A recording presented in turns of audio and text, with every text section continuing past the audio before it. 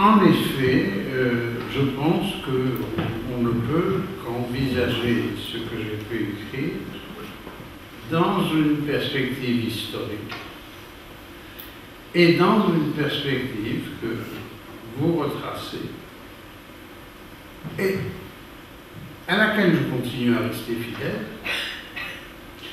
à savoir ce truisme que la psychanalyse débute avec la thérapeutique des névroses.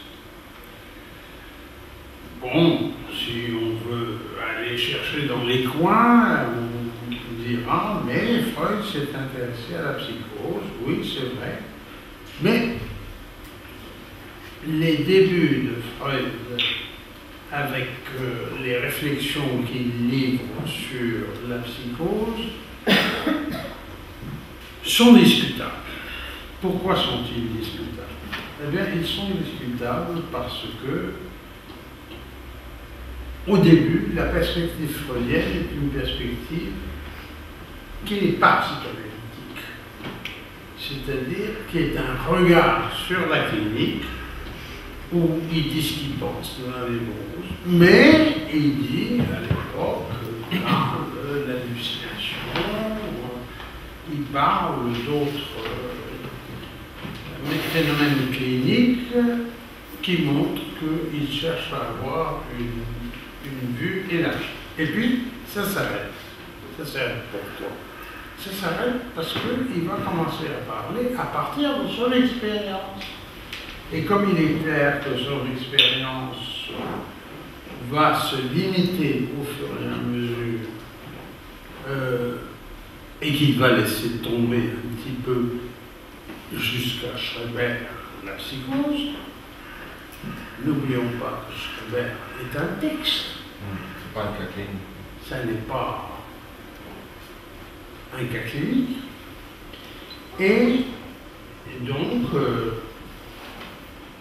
on peut dire, sans exagérer, que la pensée de Freud s'est construite autour de la névrose et des rapports de la névrose.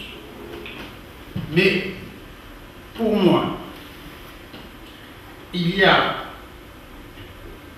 une banque très importante dans l'œuvre freudienne, c'est après la deuxième topique et tout particulièrement après 1924.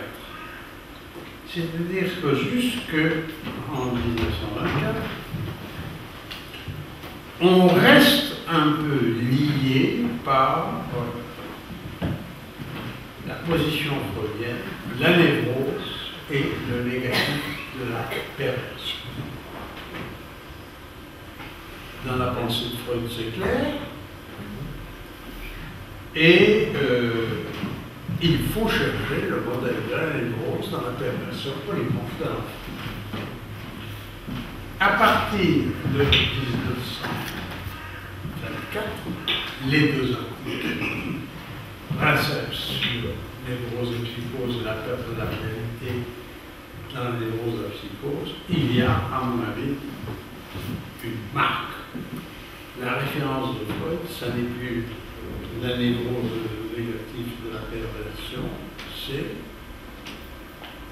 la mise en rapport de la névrose avec la psychose. Comment elles se distinguent, comment elles sont différentes. Et on peut dire aussi que Freud va être de plus en plus intéressé par ce nouveau paradigme qui ne va pas développer de façon doctrinale, mais dont on va voir dans la suite de son œuvre que la pensée psychotique va jouer un rôle important. Par exemple, pour essayer d'établir le rapport entre psychose et perversion, un cas. Fétichisme. Fétichisme, et où on va voir Freud essayer de naviguer entre la vieille idée du rapport névrose-perversion et la nouvelle idée, le désaveu, ne pas se limiter à la perversion telle que le fétichisme la révèle. Alors là, vous m'introduisez dans le débat et vous dites il y a une troisième période qui est la période contemporaine. Alors comment caractériser cette dernière phase? Eh bien, vous mettez en relation, je crois, de façon justifiée,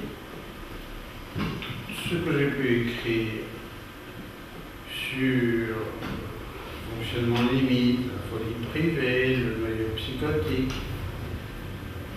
ce que j'ai pu défendre au sujet de la mère morte, où il y a encore la folie privée de l'autre côté. Donc, il y a une nouvelle référence qui est plus la névrose pure,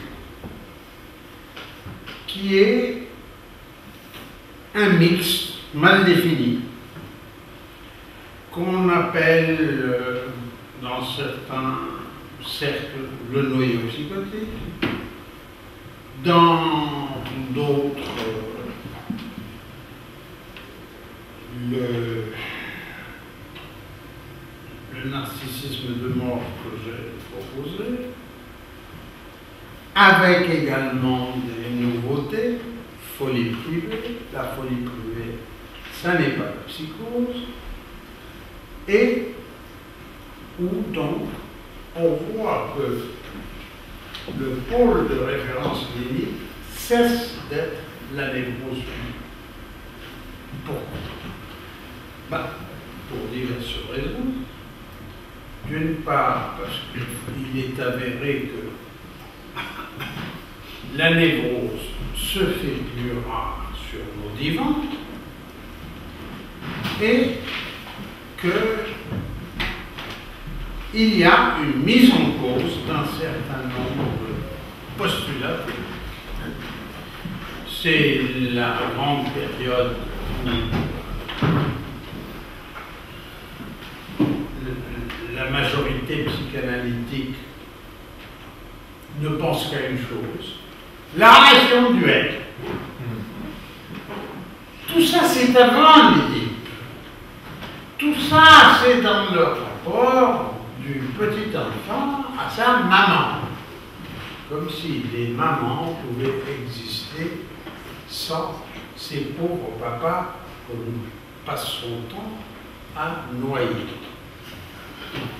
Et c'est là que donc j'ai eu l'idée, qui m'a semblé justifiée, de défendre l'idée de la tiercéité sur laquelle je vais passer.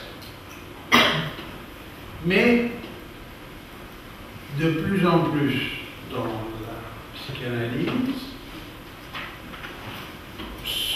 s'établit l'opposition fonctionnement névrotique, fonctionnement non névrotique. Alors, je ne suis pas très fier d'avoir parlé des structures non névrotiques, ce n'est pas très précis, mais je me suis dit que plutôt que de proposer une dénomination imprécise, je préférerais la qualifier négativement par rapport à névrose. Alors, assez justement, vous insistez sur le fait que la deuxième topique va prendre une importance